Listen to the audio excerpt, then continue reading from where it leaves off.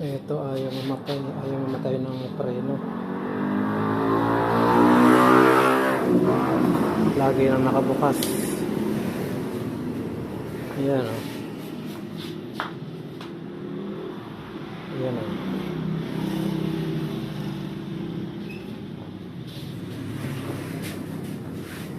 Hindi nagbabago yan.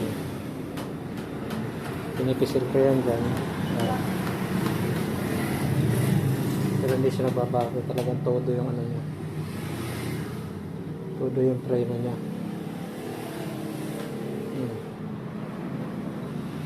Hindi siya humihila. Hindi lumalakas. Talagang todo. Check muna natin.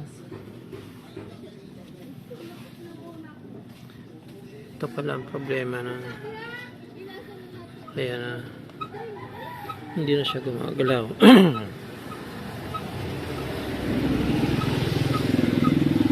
Ito hindi na siya gumagalaw.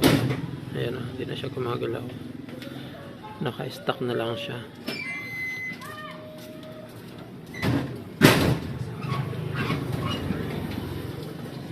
Hindi na siya bumabalik. Ito. Subukan ko pindutin to.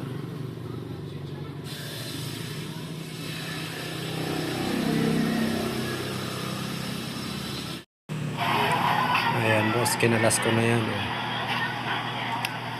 Matigas, hindi na siya bumabalik pagka sisipa pagka preno pa.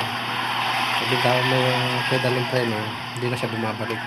Yan pala yung problema niya. Hindi ko na chinek yung sa preno doon sa unahan, doon sa kamay. Kasi nakita ko na yan eh. Danak lang speed niya, hindi na makabalik. Ayan, kaya nag-order ako sa Shopee. Ayan. Maganda, parang talaga siyang legit eh. Original nga yata ito, genuine. Kasi ano eh, may ano siya, may seal. Galing Shopee. Ayan.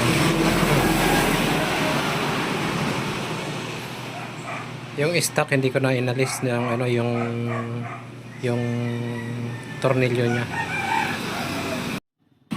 Ayan yung replacement. Ay, yan yung stock yung dati pinalit ako. Tapos yan yung replacement na. Kinabit ko na. Ayan o. Ayan o. Diyan lang yung sinaksak. Ayan. Yan, inapakan ko dyan. Tapos yan. Okay na ulit. May ilaw na siya. Namamatay na. Yan, ganyan lang.